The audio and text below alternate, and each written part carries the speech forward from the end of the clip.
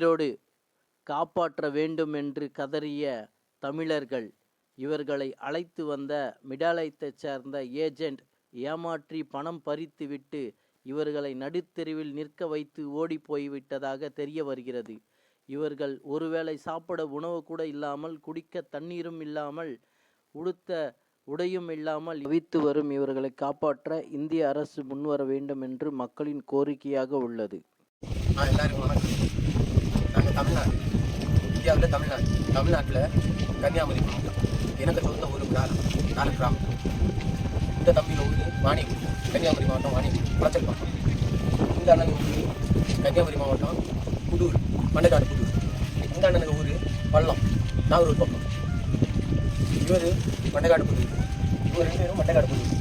எங்களை கூப்பிட்டு வந்த கேப்டனுக்கு ஊர் எனக்கு ஊர் தாளம் கிராமம். அவனுக்கு பாஸ்போர்ட்டில் அவனுக்கு பேர் செலஸ்டின் கொடுத்தாங்க. ஆனால் அவனுக்கு ஒரிஜினல் பேர் சந்திரன். அவன் திருட்டு பாஸ்போர்ட்டில் எங்களை எல்லாம் எப்படியோ வெளிநாட்டு ஆசை காட்டி கூப்பிட்டு வந்தான். ஆனால் நாங்கள் அங்கேருந்து வரத்தில் எங்களுக்கு ஆளுக்கு கொஞ்சம் 10,000 மணிக்கு வாங்கினோம். ஆனால் இன்னது இங்கே வந்து எங்களுக்கு பணத்தையும் களவாண்டி எங்களை போட்டுட்டு அவன் வெளிநாட்டு போயாச்சு. எங்கள் அரேபிக்கு இந்த விஷயம் ஒன்றும் தெரியாது. ஆனால் அரேபி நாங்கள் விசாரிச்சது வரைக்கும் அரேபி நல்ல ஆள், அவ்வளவு நல்ல மனுஷன் சொல்லுவோம். அந்த தெய்வம் இப்படின்னு சொல்லுதான். அரேபிக்கு அவன் வந்ததும் தெரியாது, இங்கே இந்தியாவுக்கு போனதும் தெரியாது. ஆனால் எங்களை இப்படி நடுத்தண்ணியில் போட்டுன்னு போனேன். எங்களுக்கு சாப்பிட கூட வழி இல்லை. இங்கே யாருக்கும் பாசை தெரியாது. இப்போ ஒரு செல்லில் வீடியோ எடுக்கிறது நான் உங்களுக்கு கடைசியாக காட்டு தரேன். அந்த பையன் யாரு, அவனுக்கும் நாங்கள் பேசுறது என்னத்தையும் தெரியாது. கிட்ட ஒரு கோட்டில் நாங்கள் அவனுங்க செல்லிலேருந்து வீடியோ எடுக்கிறோம். தயவு செஞ்சு நீங்கள் சமூக ஆர்வலராக இருக்கட்டும், யாராக இருக்கட்டும், எங்களை இந்தியாவில் கொண்டு வரது என்ன செய்யணுமோ அதை செய்ய உங்களுக்கு நாங்கள் நன்றி கடன். நாங்கள் யாருக்கும் துரோகம் பண்ணி தெரியல. எங்கள் அரேபி நல்லா எங்களை இந்தியாவில் கொண்டு போகிறது அவர்கிட்ட பேசுறதுக்காக ஸ்டெப் எடுக்க. எங்களுக்கு இங்கேருந்து போகிறதுக்கு சுற்று பார்த்தா எல்லாம் மலையாயிருக்கு. எங்களுக்கு ஒரு வழியும் தெரியுது, என்ன செய்யணும்னு புரியுது. எங்களுக்கும் குடும்பங்கள் இருக்கு.